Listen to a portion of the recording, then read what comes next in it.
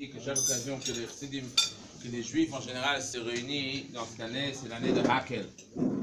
Alors il faut tout d'abord dire que c'est l'année de Hakel, que quelque part on accomplit l'enseignement du Rabbi de se réunir ensemble à chaque occasion qu'on a pour se renforcer dans le message que Dieu a demandé, que le concept de Hakel, c'est le man Yishmu Manim Nudu Maniu et Hachem, qu'on puisse craindre Dieu et d'étudier plus la grandeur de Dieu. Et comme on sait tous à travers les Sichot Tashmemchet, que le Rabbi il a parlé chaque Shabbat, et c'était une première que le Rabbi faisait un Fabringen tous les Shabbats. En général, il y avait des années qu'il y avait des Shabbatot en hiver, en été, qu'il n'y avait pas de Fabringen. Et même Chet, parce que c'était l'année de Hakel, alors le Rabbi il a fait tous les Shabbats, et après en réalité l'année suivante, il a commencé à faire tous les Shabbats, il a continué à faire tous les Shabbats en Fabringen.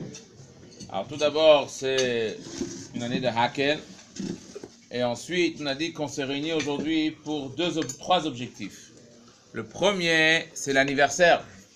Ça, je ne sais pas si tout le monde est au courant, mais c'est ton anniversaire. Alors qu'on le souhaite, une longue vie, une bonne santé. Mazal Tov. Et c'est une année très très importante, vu que c'est, comme le Rabbi l'explique aussi dans la Sikha Tashmemchet, quand il a mis en place la mifza de faire Yom Holadet, le Rabbi l'a dit que c'est un véritable Rosh Hashanah. C'est une année que le jour d'anniversaire, c'est là où Dieu donne toutes les forces pour l'année qui vient, pour le Rosh Hashanah qui vient. Alors qu'avec ça, que ça c'est le deuxième point, pourquoi on est réunis ensemble, c'est une Soudat Hoda'a. Alors c'est vrai que j'ai appris qu'il y avait déjà une Soudat Hoda'a, mais une Soudat Hoda'a, toute l'année peut-être on peut faire une Soudat Hoda'a. Alors on voudrait tout d'abord remercier le médecin qui est là parmi nous, le professeur, qui a pris en main, qui était le bon shliach. Comme on dit, on souhaite toujours que les médecins soient des bons shluchim, des bons intermédiaires pour amener la bracha. Et c'est lui qui a pris en charge notre cher ami, qui quand il était malade, et certes, il ne veut pas parler de lui-même, mais Ein Balanes Make Beniso, ça veut dire que la personne lui-même ne se rend pas compte le grand miracle, à quoi il a mérité d'avoir une grande bracha, mais nous on connaît le secret. Le secret il est là, pourquoi Dieu il a fait que l'Ohaya, comme s'il n'y avait rien. Mais Baruch Hashem, moi-même, j'ai eu l'occasion de passer en Israël pour quelques heures, il y a quelques mois de ça, et j'ai téléphoné, je dis, je peux faire un tour et venir faire Bikur Cholim. Et quand je l'ai vu, je me suis dit, Marab Masech Hashem, à combien il faut remercier Dieu d'où on est et vers où on y va. Et quand je l'ai visité, à peine, il ne pouvait même pas marcher. Et Baruch Hashem, aujourd'hui, personne n'a pu imaginer que physiquement, moralement, je ne sais pas, je ne suis pas un mumche, je ne suis pas un expert, mais physiquement, comment Baruch Hashem a tout récupéré. Et ça, c'est le troisième point qu'on est réunis tous ensemble. Et c'était ça en réalité pourquoi tout le monde était appelé au Fabringen, c'est de se réjouir d'avoir imprimé les Igrot Kodesh du Rabbi, Igrot Kodesh format, grand format, Mechoubad, qu'ils sont là, tout le monde peut les voir, que ça impressionne et ça donne la valeur et la qualité pour les lettres du Rabbi. Il faut comprendre que quand on est là ce soir, on se sent tous endormis. C'est normal. Oui, il a imprimé un livre, c'est bon, aujourd'hui il y a des livres qui sortent tous les jours. Mais imprimer un livre de Chassidut, imprimer les lettres du Rabbi, ça réveille plusieurs points. Plusieurs points, c'est sûr qu'on en parlera plus tard, mon frère il en parlera encore. Mais les Igrot du Rabbi, c'est quelque chose qui est très important. L'impression est importante. Chassidut imprimé, c'est important. Avant, même chez le Rabbi, imprimé, même chez le Rabbeim, chez le Rabbeim, on imprimait très peu. Chaque livre qu'on imprimait, c'était, on mesurait si le monde était prêt que le livre soit imprimé. On ne pouvait pas juste imprimer un livre. Il y avait même la collection du Rabbi, le côté Sichot. Parfois, le livre était prêt à imprimer et le Rabbi ne donnait pas son accord pendant des semaines et des mois. Il y a des khalakim entre un chelek et un autre chelek qui a duré des années même. Et il y a parfois que le Rabbi disait, je veux le livre sorti en 15 jours. Je veux une création d'un livre. Il y a des créations, des références sur le Rambam, que le Rabbi a voulu en 15 jours que ce soit imprimé un livre qu'on a dû prendre des mois et des années à le faire. Et parce que c'était Ed Ratson, le rabbi revenait, il disait, le matin, il disait, il faut que le livre soit imprimé. Parfois, après aussi, dans notre époque, on connaissait aussi que le rabbi voulait imprimer le livre et distribuer à tout le monde. Après, c'était même jusqu'à les distribuer. Jusqu'à un certain point que le rabbi l'a demandé, quand il y a eu certains livres qui ont été imprimés, d'organiser un Farbrengen. D'organiser un Farbrengen comme on fait maintenant. C'était, parmi les références, c'était quand le rabbi a demandé d'imprimer le côté Torah. Ceux qui ont suivi à l'époque les cours de côté Torah, c'est des tout petits lettres en lettres de forme de Rashi. Et le rabbi a demandé qu'on transforme le côté Torah et on le fasse dans une... Et avant ça, une fois ils ont réimprimé le côté Torah juste comme ça avec des maramekomot. C'était en 85. Et au Farbrengen, le rabbi avait demandé que immédiatement on le qu'on fasse un Farbrengen à la suite de l'édition de le côté Torah. Et quand on parle de Igod Kodesh, le premier volume d'Igod Kodesh, il est sorti quand le rabbi il a fêté son anniversaire de 85 ans. Quand il a fêté 85 ans, quelques semaines avant, ou quelques mois avant, est sorti le dernier volume d'Igod Kodesh du rabbi précédent. Et la personne qui s'occupait à organiser les impressions, c'était le responsable de la bibliothèque du rabbi, Rav Levin. Il a demandé au rabbi qu'est-ce qu'il doit faire comme prochaine... il écrit dans son livre, quel est son prochain livre, qu'est-ce qu'il doit faire prochaine chose. Et a priori, si je me rappelle bien, le rabbi n'avait pas répondu. Et un beau jour, quelques semaines avant Yud Aleph Nissan, le rabbi, il est venu de la maison, il a amené un paquet de lettres. Et il a fait sortir un petit mot qui voudrait que le livre sorte plus vite, qu'il choisisse les lettres qui sont possibles d'être imprimées, qu'il rajoute des corrections. Et je me rappelle que le soir de Yud Nissan, ce livre-là, il est sorti, c'était une découverte. C'était quelque chose de très très important. Et aujourd'hui, nous sommes déjà, cette semaine, il y a le 31e volume de Igod Kodesh qui va sortir. Et à l'époque, quand Igod Kodesh il sortait, surtout le premier, c'était les livres qui étaient des lettres qui étaient très très importants. Et c'était même pas les gens qui ont amené les lettres qu'ils ont reçues du rabbi, comme c'est aujourd'hui. C'est des lettres que le rabbi il avait gardées, des copies que lui il avait écrites. Et le rabbi a demandé qu'on fasse un livre. C'est vraiment, si on peut dire, un moyen de voir toute la qualité du rabbi. Et c'est pour ça que quand on a imprimé, après ça a été mis sur Internet, etc., en français. Et quand c'est venu l'idée de Mordechai, de imprimer on a fait un test avec le premier volume. Et le premier volume, c'était un test. Et je me rappelle, quand mon père l'avait reçu la première fois, le grand, il a dit « Oh, ça a l'air d'un vrai chasse. C'est un livre si on peut dire, qui va représenter la grandeur des choses. » Et c'est grâce à Dieu que c'est rentré dans beaucoup de maisons. Et si je me souviens bien, le deuxième volume, on l'a profité de le distribuer à une soirée de Beth Lubavitch. Et personnellement, je me suis dit, ok, on va distribuer ce livre. On va voir que c'est un livre. Encore chez quelqu'un à la maison, c'est important qu'il y ait un livre de Torah chez quelqu'un à la maison. Mais alors c'est très intéressant. Et là, je passe sur une expérience très personnelle. Pas personnelle avec moi, mais personnelle avec une personne que je connais bien. Et que j'ai l'habitude d'étudier avec lui le jeudi soir. Tous les jeudis soirs, à 18h, on étudie ensemble. Et on étudie la paracha, on parle à la chot, on étudie un petit peu de Chumash Rashi. Mon père m'a dit d'étudier Chumash Rashi sur texte, il a la collection de Nes. Bon, il n'y a pas beaucoup de livres chez lui à la maison. Et il était à la soirée. Bon, à la soirée, je ne sais pas qui prend le livre, qui prend pas le livre. Alors, j'ai pas osé te poser la question, est-ce qu'il a pris le livre? C'était un petit peu... Alors, il vient le jeudi soir suivant et il me dit, vous avez distribué un livre au gars-là, il était très lourd, j'hésitais à le prendre ou pas, mais je l'ai quand même pris. Et après, il m'a dit, voilà, j'ai lu une grande partie du livre. Grande partie du livre, pour lire, c'est des heures, hein. Et il voulait savoir les différences qu'il y a entre des lettres. Pourquoi à telle personne, le rabbi, il écrit comme ça, et à telle personne, il écrit comme ça. Pourquoi c'est parfois le rabbi qui signe, et parfois c'est le secrétaire qui signe. Est-ce qu'il y a une importance? Est-ce qu'il n'y a pas d'importance? Comment ça? Est-ce qu'il y a des règles? Je lui ai dit, écoute-moi, il n'y a pas de règle. Et après, il m'a dit, écoute, le plus intéressant, qu'est-ce que j'ai fait?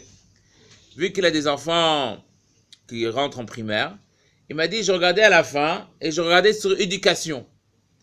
Et tous les lettres que le rabbi parle d'éducation, je les ai appris.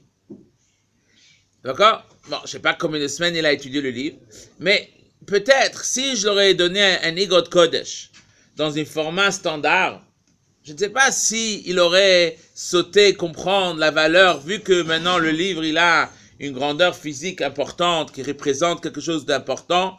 Et comme le rabbi disait toujours qu'une impression, ça doit être quelque chose de raffiné, de grand, d'important. Le rabbi toujours faisait les remarques à des maisons d'édition, combien c'est le rabbi lui-même, pendant des années, au début qu'il était à New York, il s'occupait, et même avant, il y avait un petit livret qui sortait en Pologne, et le rabbi était à Paris, et c'est le rabbi qui était l'éditeur. Ça veut dire que de Paris, il envoyait à Pologne les textes et corrections pour pouvoir éventuellement sortir ce petit livret qui s'appelait, un choveret, qui s'appelait Hatamim.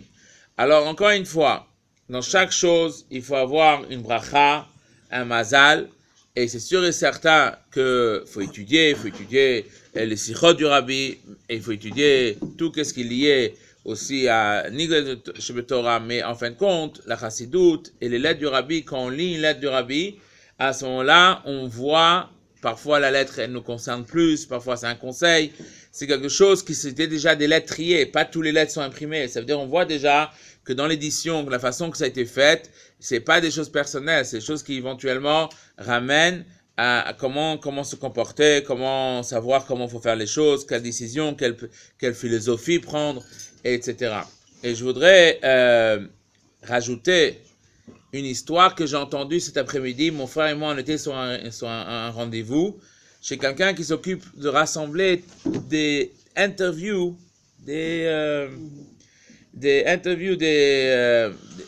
avec des gens qui ont connu le rabbi, qui ont vu le rabbi. Et il m'a raconté une histoire qu'il y a un rav qu'il a une yeshiva qui s'appelle Rambam à Tel Aviv. Et il était à New York pour ramasser des fonds. Et les gens il était en contact avec eux, il leur a dit, ce soir on a un rendez-vous chez le rabbi pour une yichidout. Viens avec nous. Lui, il n'était pas sur la liste. Normalement, chez le rabbi, il y avait des rendez-vous, il y avait des noms qui vient pas. Il dit, nous sommes un groupe d'hommes d'affaires qui vont aller chez le rabbi, leur poser des questions, des brachot pour nos affaires. Viens avec nous. Bon, lui, c'est normal, il leur aide physiquement, alors matériellement, alors c'est évident qu'ils vont aller. Il va aller. Il se retrouve devant le rabbi. Lui et le rabbi, ils n'ont jamais eu de correspondance. Mais un rabbi, c'est un rabbi. Alors, après qu'ils ont fini de parler et poser les questions de travail avec le rabbi, les brachot, le rabbi l'a dit qu'il aurait souhaité d'avoir une audience privée avec ce rav. Ce rav l'a dit, ok, le rabbi veut lui parler, alors il commence à parler, qu'est-ce que vous faites? Alors tout ça, il raconte sur un témoignage, qu'il raconte qu'il était chez le rabbi une fois en yichidout, une fois. C'était dans les années début 70, je pense. Oui, la lettre est de 70, Lévi, oui.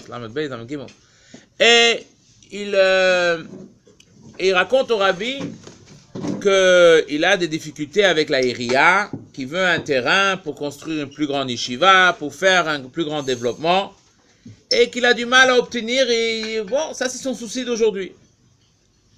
Le rabbi certainement l'a béni, et ils se sont quittés. 30 ans ils sont passés, 30 ans.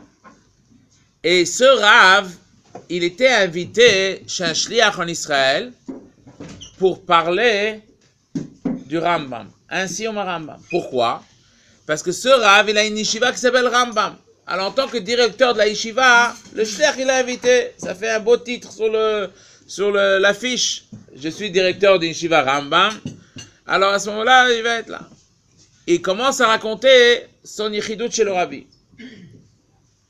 À un moment donné, le shliach il dit, mais il y a une lettre dans Igrot Kodesh que le rabbi parle de vous.